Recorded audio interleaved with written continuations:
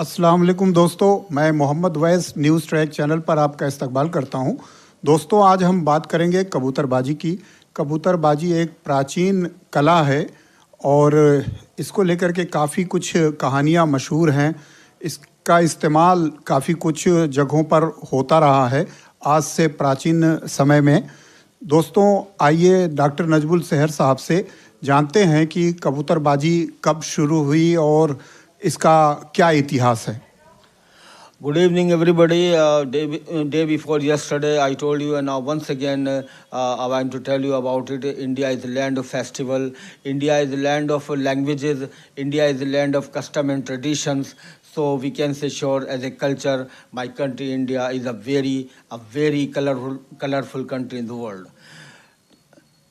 सबसे पहले मैं आपकी तवज्जो इस तरफ दिलाना चाहूँगा कि कबूतरबाजी आज से 5000 साल से भी ज़्यादा का इसका शौक़ है। और जो मेसोपोटामिया, बेबीलोनिया जिसको अब इराक़ कहा जाता है, और रोम और यूरोप के सभी शहरों में कबूतरों को बहुत ही तरीक़े से वहाँ पाला जाता था। और एक रग डव नाम का जो जंगली कबूतरों की एक नस्ल चली है, जो आज भी लोग नाम लेते हैं, उसको इंट्रोड्यूस किया जाता था। और यही नहीं बल्कि कबूतरों के लिए एक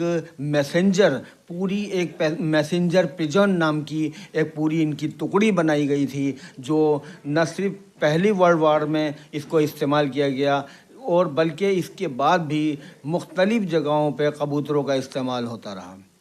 कबूतरबाजी जो लोगों ने पहले इसको खाने के जो रोम की हिस्ट्री मिलती है और मेसोपोटामिया की हिस्ट्री मिलती है, वहाँ पर कबूतरों को बाकायदा भोजन के तौर पर पहले इस्तेमाल करते थे, लेकिन फिर उन्होंने इसको अपने ख़बर रसानी के लिए इसको इस्तेमाल किया, मैसेंजर के तौर पर इस्तेमाल किया। और बहुत ज़्यादा जब इसकी सभ्यता बढ़ी तो फिर मैं आपको एक तारीख़ी बात ये बताऊं कि हज़रत ईसा क़ब्ल मसीह 1000 साल पहले बगदाद के शहज़ादे ने एक ऐसा फेस्टिवल शुरू किया जिसमें सभी नस्लों के कबूतरों की नुमाइश की गई, और वो सभ्यता आज तक कायम है। और यूरोप के बहुत से ममालिक में आज भी कबूतरबाजी को बहुत उल्लास के साथ मनाया जाता है। और ये वेस्ट एशिया होती हुई फिर हिंदुस्तान पहुंची, तो फिर मुग़लों ने, अमीरों ने, रईसों ने अपना इसको एक शौक़ बनाया। यही नहीं बल्कि ख़बर के लिए एक कबूतर को दूसरे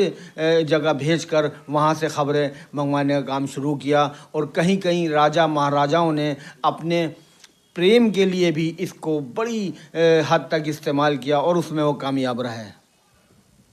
ये कबूतर की जासूसी की बहुत सारी मामले हैं कि जासूसी में भी इस्तेमाल किया जाता था कबूतरों को, एक दूसरे के लिए जासूसी में। इसके बारे में क्या कुछ है? देखिए, इसकी बहुत सी प्रजातियां हैं। जैसे गोला कबूतर है, एक जंगली कबूतर कहा जाता है, जैसे मैंने अभी आपसे कहा। और उसके बाद एक सरताज कबूतर है, एक इसमें एक हीरा कबूतर होता है। इससे बहुत सारे ऐसे कबूतर हैं जिनसे मैसेंजर के तौर पर उनको इस्तेमाल किया जाता था और एक जगह से बाकायदा उसकी जासूसी कराई जाती थी। और तकरीबन 4000 साल पहले का एक वाक़या, एक बादशाह का, जब कबूतर ने आकर ख़बर दी कि वहाँ पर इस तरह से ये सब कुछ हो रहा है, तो एक पैगाम के तौर पर फिर दोबारा भेजा गया और ये साबित हुआ कि जो ख़बर दी गई थी वो बिल्कुल सही थी। अच्छा, हमारे भारत में लोग कबूतरबाजी करते हैं, कबूतर की रेस लगाते हैं हवा में कि किनका कबूतर ज़्यादा देर तक ऊपर उड़ता है, तो उन्हें कुछ इनाम व इकराम भी होता है। क्या है ये मामला? देखिए, ये एक सभ्यता है जो काफ़ी, मैं समझता हूँ 1914 से जो ये चली आ रही है और बाकायदा इसमें एक पिजन रेस होती है। और अब तो ये एक पूरा ट्रेडिशन बन गया है, क्योंकि यहाँ पर होता यह है कि इसमें जो इसके कबूतरबाजी के शौकीन हैं वो बाकायदा एक टुकड़ी पहले कबूतर की बनाते हैं, फिर दूसरी जगह उसको भेजते हैं। वहाँ के उनके जो जजेस होते हैं, इसमें जो कहलाते हैं वो लोग, वो उसको जज करते हैं, फिर वो ख़बर देते हैं कि ये टुकड़ी कहाँ तक गई है। और सबसे काबिल दीद बात यह है कि 100 मीटर दूर जाने के बाद भी यह कबूतर की जो टुकड़ी है, जब अपने मालिक की आवाज़ सुनती है तो ये उसी तरह से वापस लौट आती है जिस तरह से आप ये समझ लीजिए जैसे किसी ने उसको रिमोट से वापस बुलाया हो। ये कबूतरबाजी का जो शौक़ है, उस की वजह से लोगों को परेशानी भी होती है। पुरानी दिल्ली में क्योंकि सब छोटी छोटी गलियां हैं, आपस में मकान सटे हुए हैं और कबूतरबाज बहुत शोर करते हैं अपने कबूतरों को उड़ाते समय, तो उसकी वजह से परेशानी भी होती है। इसके बारे में बताएं। देखिए, हर ट्रेडिशन को, हर सभ्यता को, हर कस्टम एंड ट्रेडिशंस को बिगाड़ा गया है। ये एक सभ्यता थी, एक शौक़ था, लेकिन हल्के हल्के इसके अंदर बुराइयां होने लगीं और हमारा मेन मकसद यही है कि आज हम उसको उजागर करें। इस वक्त मैं समझता हूं कि इसको बहुत बुरे तरीक़े से जो है इस्तेमाल किया जा रहा है। तेज़ धूप में कबूतरों को उड़ाया जाता है और सबसे बड़ी दुख की बात यह है कि जब वो कबूतरों की टुकड़ी काफ़ी दूर पहुंचती है तो उनको पानी दिखा के बुलाया जाता है। वो ये समझ कर आता है कि हमें बाजरा है, लेकिन ये ह्यूमन राइट्स तो है ही नहीं, लेकिन ये बहुत बड़ा उनके साथ जुल्म है।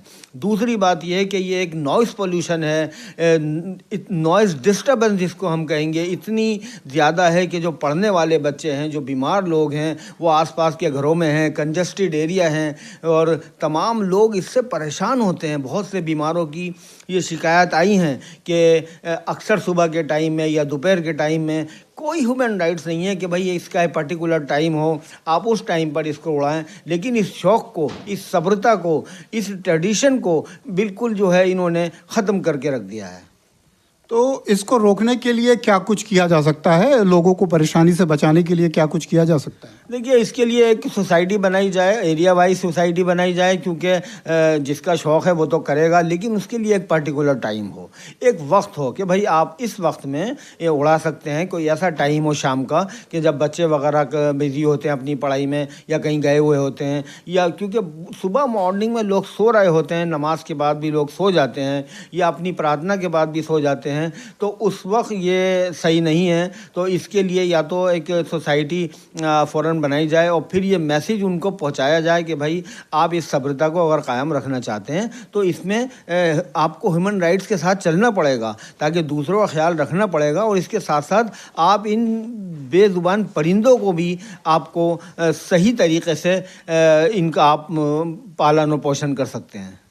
दोस्तों, अभी डॉक्टर नजमुल सहर साहब ने बताया कि कबूतरों के लिए जो कबूतरबाजी करते हैं उनके लिए गाइडलाइन बननी चाहिए और एक गाइडलाइन के तहत ही सारे अपने शौक़ पूरे किए जाने चाहिए ताकि लोगों को किसी भी तरह की कोई परेशानी ना हो।